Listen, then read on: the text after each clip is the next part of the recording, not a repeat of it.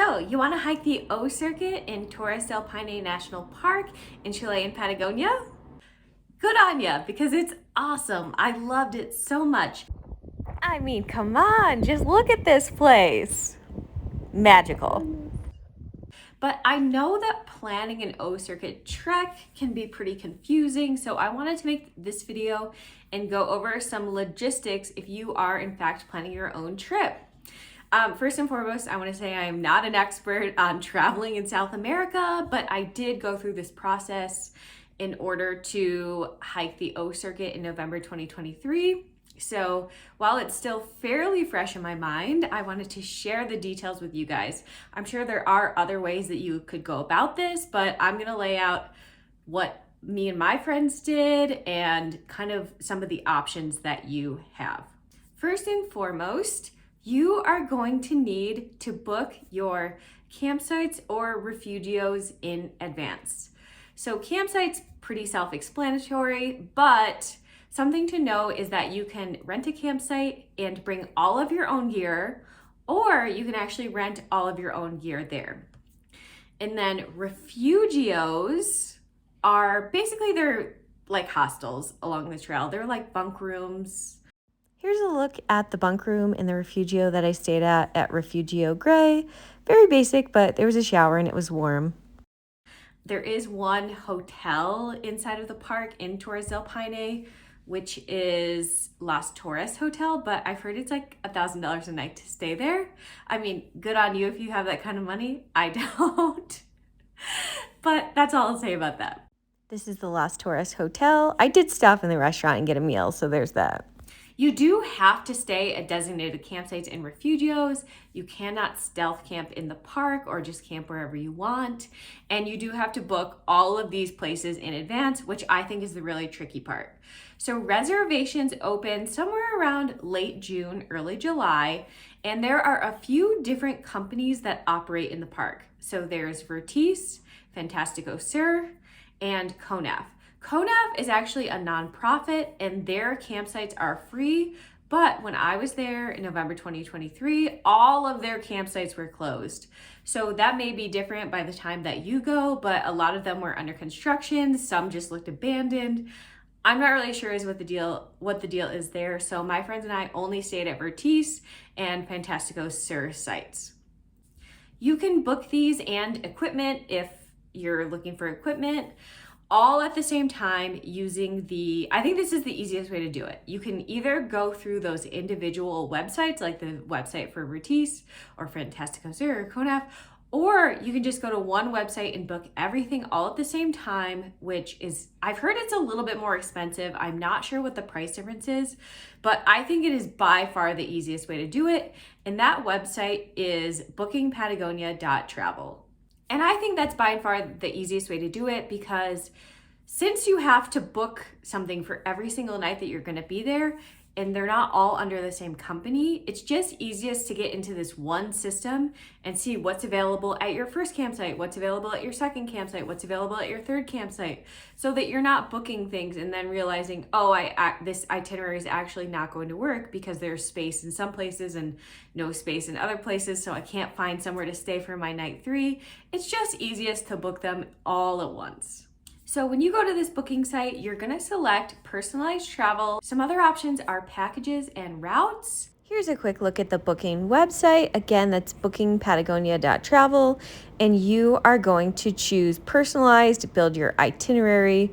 Once you get in there, it's gonna ask you how you're gonna come into the country, which we'll get to in a little bit, if you need accommodations, when your start date will be, when it will end, etc. But what I really want to focus on is actually planning the route. You can either enter the park via bus at Laguna Amarga, or you can take a boat over to Paine Grande.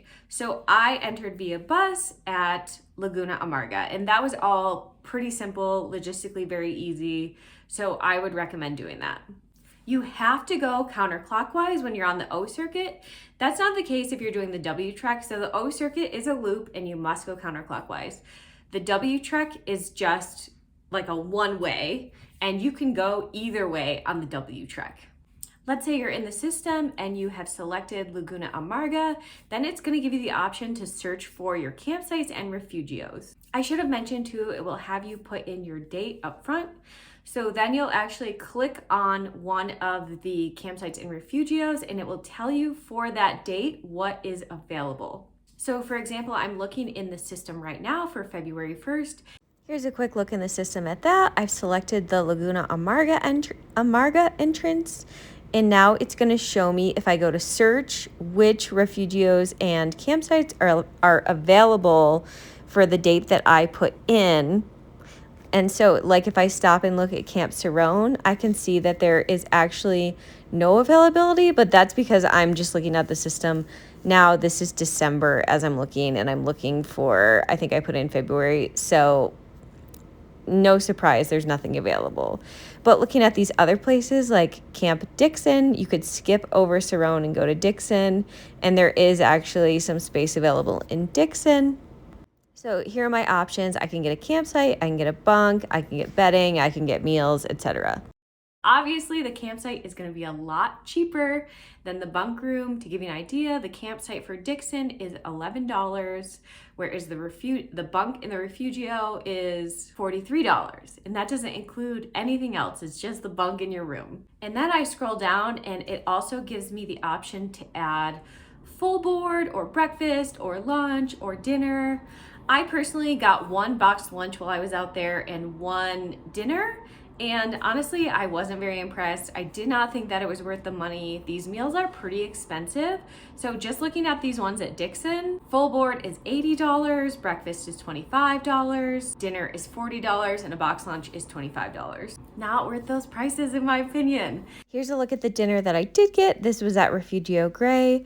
Granted, I am a vegetarian, but my meat eating friends kind of had the same experience. And by the way, these meals are not the only options that you have for buying food out there. So if you don't want to bring all of your food for the entire time that you're on the O circuit, there are other options. Like some of these campsites and refugios have restaurants and bars. Like many of them have pizza for sale, many of them have burgers and veggie burgers for sale, and those things are a lot cheaper. Like I think you can get a pizza for like $16 and a veggie burger for like $14, as opposed to like the $40 sit down dinner that you can order ahead of time. So don't feel like you have to book those meals right out the gate. You can also always buy them when you're there. If you're like, oh, I really do want to try one of these sit down dinners, you can buy it when you're there. You don't have to order it all ahead of time. And again, like, I don't really think these meals are worth the money. So I would just go, if you wanted to get a meal one night, get a pizza. It'd be a lot cheaper and probably better. And then if you want to look into getting your own, renting some gear, just to give you an idea of the prices here, it's $40 if you want to rent a tent, it's $12 if you want to rent a mat to sleep on, it's $25 if you want to rent a sleeping bag, and if you want to get a whole bedding kit, it's $57.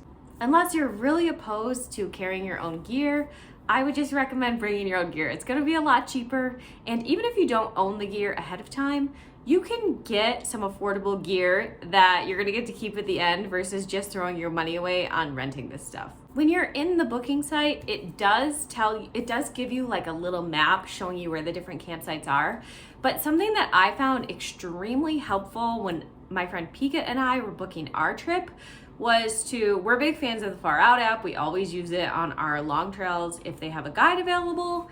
And so they do have one for the O circuit. So we actually just paid for the guide. I think it was like $10, downloaded it ahead of booking all of our stuff so that we could see from campsite to campsite and Refugio, whatever, we could see exactly how many miles it was to each one so that we could choose appropriate campsites and just see what we were doing as we were going along.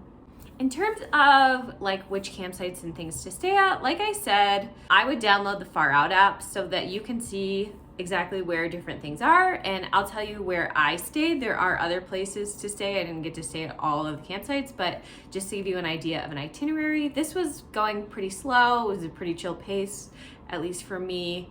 My friends and I stayed at Cerrone, Dixon, Los Perros, Refugio Gray, Paine Grande, Cuernos, and Central. The only recommendation I would really have in terms of where to stay, like I thought all the places were pretty decent, and I have no regrets about staying in any of those places, but I would recommend, if you can stay up at Chileno, I would recommend that you do so, because the way we did our trek, starting at Laguna Amarga and going counterclockwise, we went up to the Torres, the towers that the park are named after, on our very last morning, and it was totally shrouded in with fog and snow, so we really didn't get to see the towers. But we had stayed at Central, so we had to hike about 12 miles round trip up to see the Torres, but Chileno is much closer up to the Torres. So I feel like if we had stayed there, we could have gone like the previous afternoon when we had a clear day and gone up to see them, or we could have gone in the morning. So that would have given us like 2 different opportunities to actually go up and see the towers, and maybe we would have gotten a better view than we actually did. The only reason we didn't stay at Chileno was simply that it was booked up and we didn't have the option. Okay, so that's the booking site. I would say that is the most important thing. It is competitive. I would say start looking at the booking site around like mid-June. Pika and I believe, booked our trip at the very end of June. We had both signed up for the newsletter that's supposed to tell you when booking opens. Never received a newsletter until several days after it was already open. So we just got on there and checked every single day, and finally one day it was open. So we jumped on it immediately and we got everything booked. We weren't able to get the exact week that we wanted, but we did get like I think we got the next week, and we wanted to originally start on a Monday and we ended up starting on a Tuesday. So just make sure that you're a little bit flexible. Most of the campsites, I believe, don't open up until November 1st. I'm not sure when they close for the season, but this is South America, so November 1st is springtime. And then, of course, it goes through the summer and it's open in the fall. And then at some point, these places do close for the winter. I couldn't find an exact date for that, but it looks to be somewhere around mid-May. Something else to note is that you're pretty far south in this park and it is mountainous. So when I was there in the springtime, it was still pretty chilly. I was definitely layered up most of the days that I was there, even when I was hiking. So just make sure you're bringing lots of cold weather gear with you.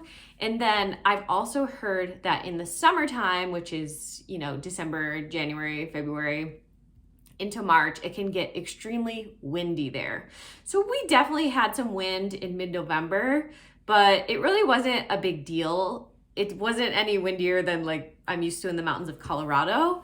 And I don't know that I would have really noticed the wind that much if I didn't know that Patagonia has a reputation for being really windy. But as you're choosing when you want to actually book your campsites for, just know that it can still be pretty chilly in the spring. Like we definitely got some snow. It can be really windy in the summer. So if that bothers you, maybe summer is not the way to go. And I imagine that the snow comes back in pretty early in the fall as well. I definitely enjoyed going in the spring though. Even with the snow, there were a lot of wildflowers. There was lots of Chilean fire tree, for example. And it was super pretty. I heard there could be Guanaco babies, which are like llamas roaming around, but I didn't see any in the park. I saw one Guanaco in the park, a bunch outside the park, but just one in the park and no babies. Okay, so in terms of getting there, this would be your next challenge. So again, I'm sure there are different routes that you can take, but I'll just tell you what my friends and I did. We flew to Santiago, Chile first. So I came from Denver, so I had a connector in Dallas-Fort Worth. And my friend from Massachusetts met us in Dallas-Fort Worth. My friend Pika is originally from that area. So we all convened in Dallas-Fort Worth and then flew down to Santiago. Santiago was not my favorite place. I probably, unless you're really a big city person, I probably wouldn't recommend spending much time there. We were there for 2 days and that was plenty. I would not have wanted to be there any longer. From Santiago, we flew to Puerto Natales. That was like a 3 or 4 hour flight and we did have a layover, but we did not actually get off the plane. And then Puerto Natales is kind of like the gateway to the park. It's a 2-hour bus ride away, but it's kind of where everyone goes before they go to the park. And there are a bunch of hostels there. It's on the water. It's small. It's really cute. There are dogs roaming around, running the city. This is one little friend that we made in town. He followed us around for a little bit. He's very cute. And I mean, there are lots of little restaurants and hostels and things in Puerto Natales.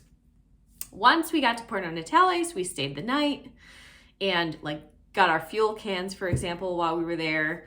And then we took a 2-hour bus from Puerto Natales down to Torres del Paine. That cost us about $10. Once we got into Torres del Paine, there were shuttles connecting you to where you needed to go. So in our case, Laguna Amarga.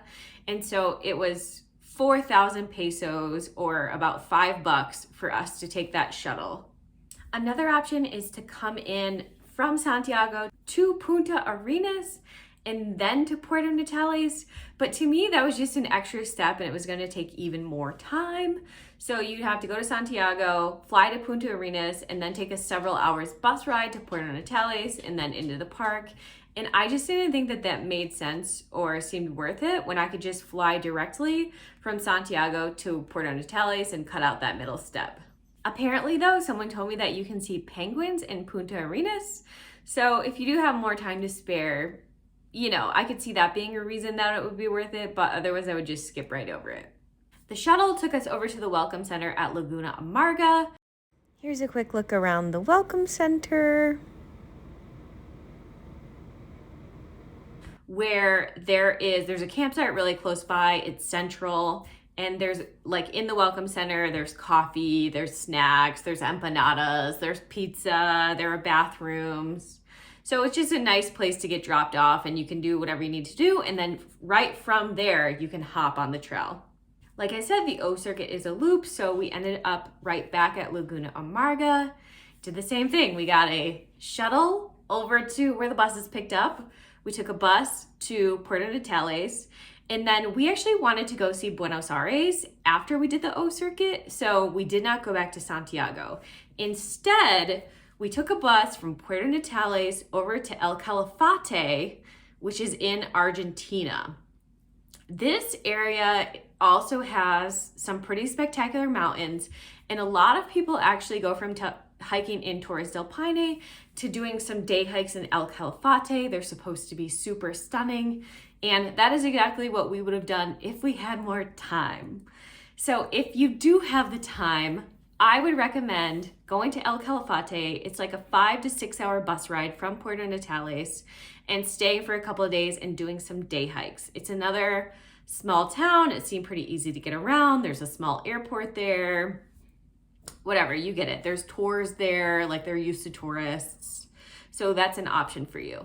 From El Calafate, we took a 3-hour flight to Buenos Aires. And so then we spent a few days in Buenos Aires and then we flew back again through Dallas-Fort Worth. I really liked Buenos Aires and it was honestly really affordable. So it was really fun to go there after hiking because I got to eat a lot of really great food there for pretty cheap. So if you do want to go to one city, I would recommend Buenos Aires definitely over Santiago. Another place that if you have even more time that a lot of people go is El Chalten. It's another big hiking area, small mountain town in Argentina. So that's another thing that you could look into if you're gonna have even more time to spend in South America. And if you'd like to do some more hiking while you're down there, it looks super beautiful. I wish that we would have had the chance to do it, but alas, we had to come back to work. In terms of navigation on the trail, I always like having a GPS app if I can to use on a trail because I like to see like where am I and where are the water sources and where are the views and all that good stuff. This trail was really, really easy to navigate, I thought, because there's not really other trails around there. So you just kind of follow the loop and find your way. So it's pretty easy and there are a decent number of signs out there. Not a big deal, but I did really like having the Far Out app. It worked really well except for one section, which was climbing up to Mirador Base Torres. For some reason in that section, the app wasn't working, but everywhere else on the O circuit, it was great. I think All Trails has a guide. Oh, I know a lot of people like Gaia. I'm not sure if Gaia has one, but that's another option to look into, but I'm a big fan of the Far Out app. In terms of what to bring, I mean, obviously this does depend on the time of year, but like I said, in spring it was still pretty chilly, so I definitely needed to bring some cold weather gear with me. I brought 2 puffy coats, I brought a puffy vest, a beanie, gloves. It was pretty wet while we were there, so definitely recommend bringing some rain gear, and that of course doubles as wind gear. You don't necessarily need to bring a Chilean plug for your phone and your electronics. Some places, some of the refugios and campsites actually have power strips that you can just plug your USB into. I just used a power bank for the whole week. I actually didn't even bother charging anything in the outlets. But something that I found really interesting, I haven't really traveled abroad that much in a few years, so this was different from when I went abroad when I was younger. But a lot of electronic devices, you don't have to change the voltage. So with some electronic devices, you have to get a voltage converter, like 110 or 120 to 240 or vice versa. But with a lot of modern electronics, like your phone and power banks and stuff like that, you actually don't have to get a voltage converter. All Apple products, for example, you don't need a converter. For Anchor products, you don't need a converter. So it was simply the actual plug in. I did get some of these for Argentina, and I just put my USB into the plugs. I got them on Amazon for $11, and then I was just able to charge them in the wall, and it was super, super easy. Obviously, I would recommend that you bring a camera or a smartphone with a really nice camera, because it is absolutely stunning down there, and you're gonna wanna take so many pictures and so many videos. I would also bring a little bit of Chilean pesos for in the park, but most places, if you wanna buy something, you can use a credit card, so it's not a big deal. One thing to note when you come through the airport in Chile is that you're going to want to get this receipt that says that you are a tourist, because then you get basically a tax discount of 19%. My friends and I didn't know about it, so we somehow missed doing that at the airport, but make sure you look into that ahead of time, because then you'll get a discount on things. All right, so that is my advice for planning the O circuit. If something wasn't clear, or if you have more questions, let me know down in the comments. But yeah, I hope that you found that helpful. I know that it can be really confusing, but it's definitely worth it. This trek is freaking amazing. I absolutely loved it. It was so ridiculously pretty. You're gonna see so many glaciers. It's gonna be awesome. So yeah, just have a great time, and let me know if I can help you in some way down in the comments. Don't forget to subscribe for more hiking, backpacking, and outdoor content, and I'll see you all later.